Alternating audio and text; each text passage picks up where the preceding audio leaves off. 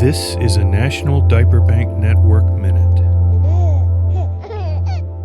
Dr. Megan Smith is Chief of Innovation and Impact at the National Diaper Bank Network, heading up the organization's research effort, which is supported by the Seedlings Foundation. Throughout its 15-year history, NDBN has always emphasized research to prove to the public and policymakers that basic products like diapers and period supplies play outsized roles in health, economics, and education. In 2013, when Dr. Smith was a faculty member at the Yale Child Study Center, she led the first peer-reviewed study on diaper need. Colleagues in academia call up and say, "Oh, now you're studying diapers? Why are you studying diapers? You were studying, genetic causes of post-traumatic stress disorder." I think the timing was right. So poverty research was evolving, and at that point, very focused on the long-term effects that chronic exposure to poverty had on children and their caregivers. So we found essentially that about 30% of mothers experiencing poverty with young children were experiencing diaper insecurity. They were not able to change their child's diaper as often as they would like. They didn't have a sufficient supply of diapers to do that. And what we found that was really groundbreaking was that diaper insecurity was highly correlated with symptoms of postpartum depression for mothers experiencing poverty. And so that was the first time we were showing this association with diaper insecurity and the mental health of mothers. The reaction to the publication of the article, I think on one hand, was disbelief. People were, saying, "I can't believe that government programs like WIC and SNAP, food stamps, or other government programs don't provide diapers. I can't believe this, and I can't believe so many families need diapers, and I can't believe that it impacts, things like postpartum depression."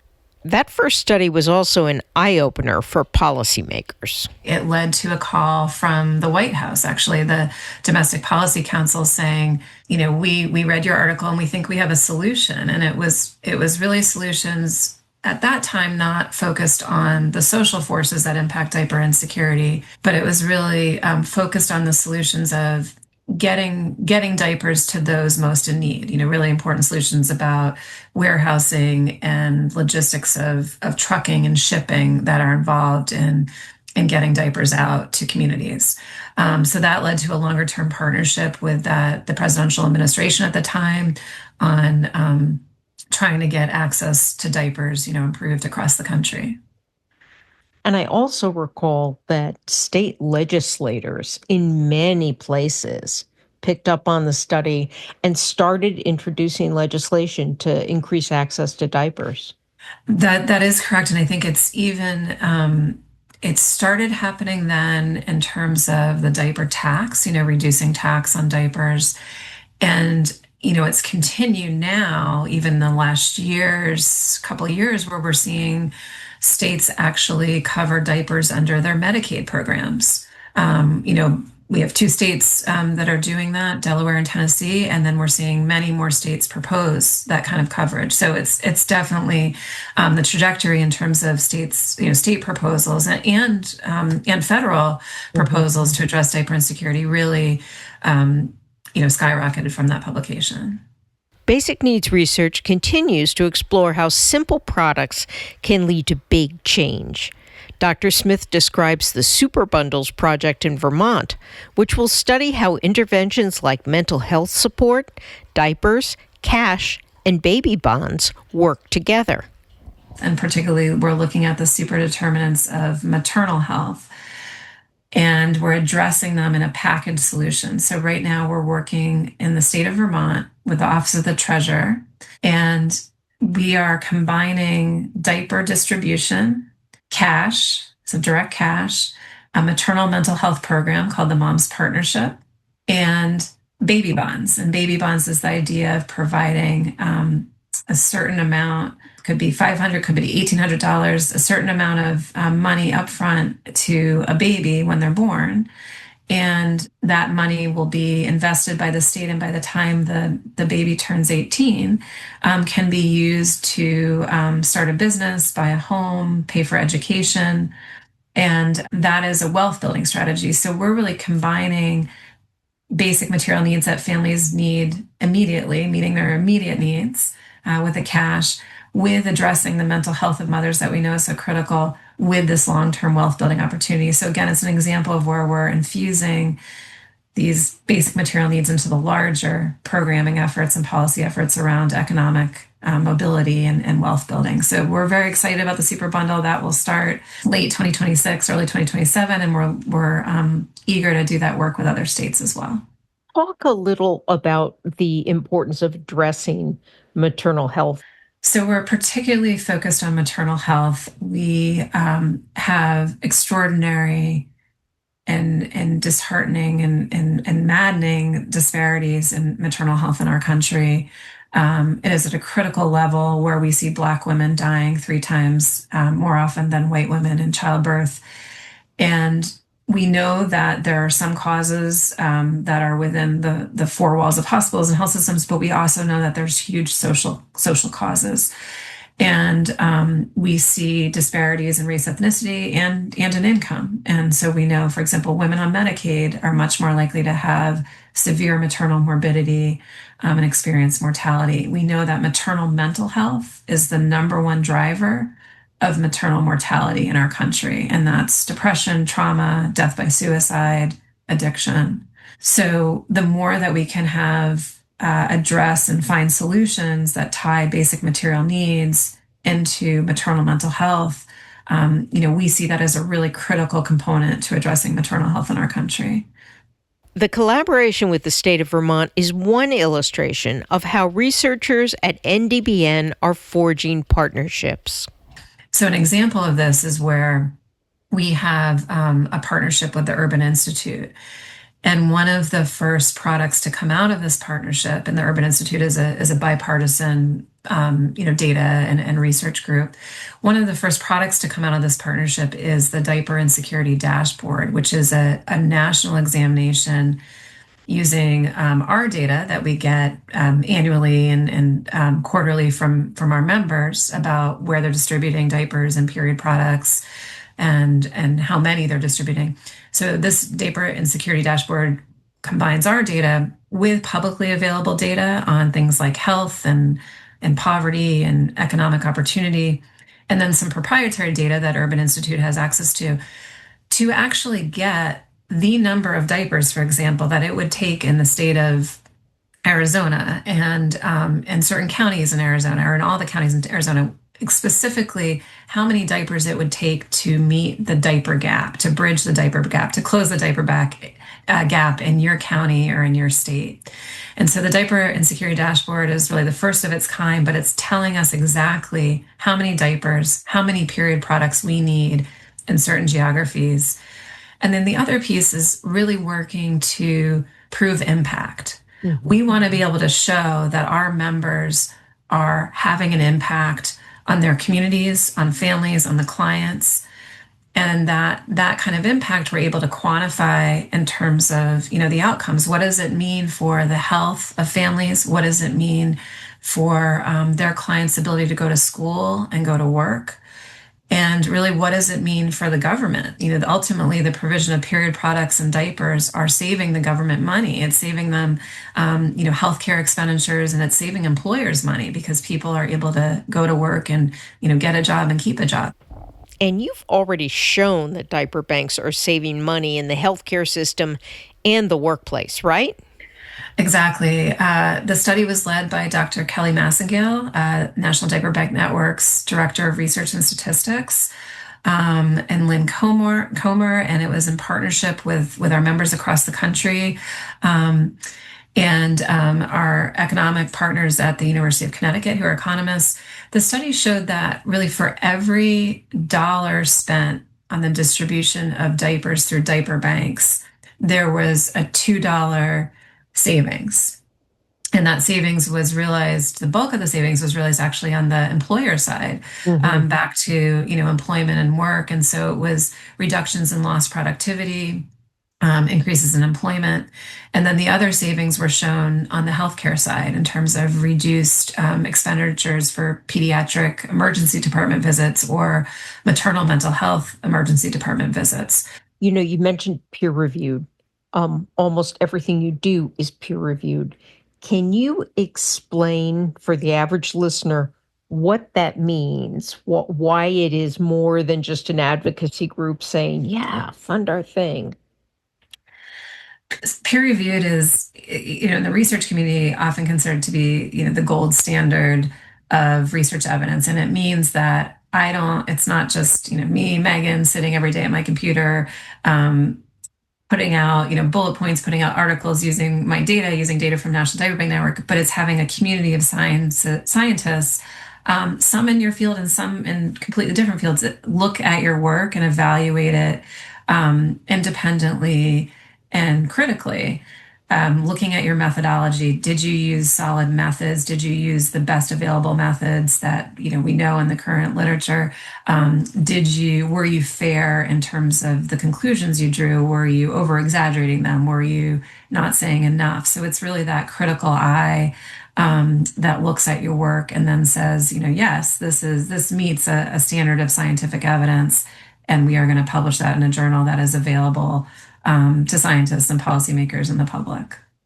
You've proven in several studies that the cost benefit is tremendous. What's next to kind of push these issues over the line where everyone says, well, yes, of course we need to provide diapers. Of course we need to provide period supplies. I think first and foremost, it's, ending material hardship. And that means focusing on the upstream root causes of poverty. So that's, incredibly important. That is a mission of the National Diaper Bank Network, and advocating to support legislation that addresses those upstream root causes, things like baby bonds and bridging the wealth gap. Increasing minimum wages, child tax credit, specific to material basic needs, ending diaper and period product taxes. Our policy and advocacy group has done a tremendous job in advocating, along with our members, in many states to do that. Also thinking about Medicaid coverage. So looking at, for example, the states who are covering diapers for all babies born on Medicaid in their state. And we have, again, the evidence now of the return on investment of making those policies. Supporting economic mobility through programs that are looking at employment and helping families find employment and stay employed. Helping caregivers, parents who are students, who are in college or in professional training, helping them meet their material basic needs, a lot of partnerships and policy work around that, infusing diapers and period products into places where families and people go. So meeting people where they're at. It means putting period products and diapers in public libraries, in schools, in domestic violence shelters, in programs that promote health for families and children, like home visiting, WIC offices. And I think really importantly, starting to frame diaper insecurity and period product insecurity as public health issues. These are public health issues, they're public health crises.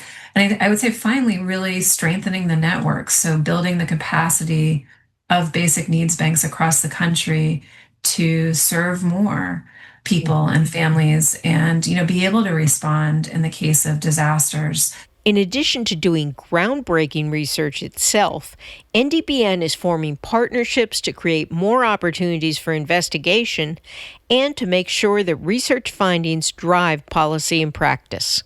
It's a relatively new community. And so we've established the Research Advisory Council, the National Diaper Bank Network Research Advisory Council, which is now a core group of researchers in the area of policymakers and also people who are in fields that might be aligned but tangential to diaper insecurity. So, for example, colleagues that are working on efforts in the child tax credit world or in the baby bond space around bridging the racial wealth gap, closing the racial wealth gap. So this Research Advisory Council convenes and meets, and we discuss new data, available data, the ways that data can inform policy, what other data points are needed for policymakers. And right now, National Diaper Bank Network, we are looking to expand that Research Advisory Council really to become a robust national group of researchers and policymakers together. For us, that connection between research and policy is so critical. Another piece that we are tremendously excited about at National Diaper Bank Network is our emerging partnerships with managed care organizations.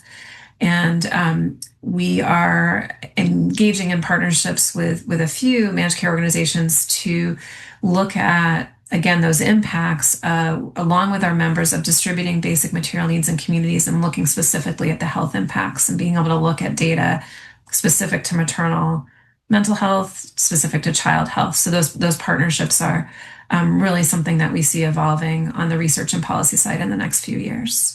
We don't want our research to just, sit on the shelf. We really want it to be timely and useful for people who are setting policies. So I would say that we also do, Dr. Massengale does a lot in her work, for example, mentoring younger researchers, younger meaning not by age, but, newer in their academic tenure cycles, and people coming out of school, PhD students, dissertation students, interns, master's level interns, but doing a lot of that mentorship as well has been really important to expanding the research base in this area. What are some questions that you're just dying to answer?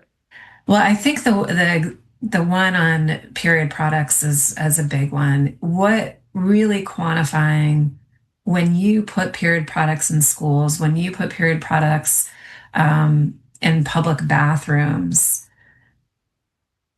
what kind of impact are we seeing on not only the metrics of attendance, but really specifically the mental health of adolescents, of adults?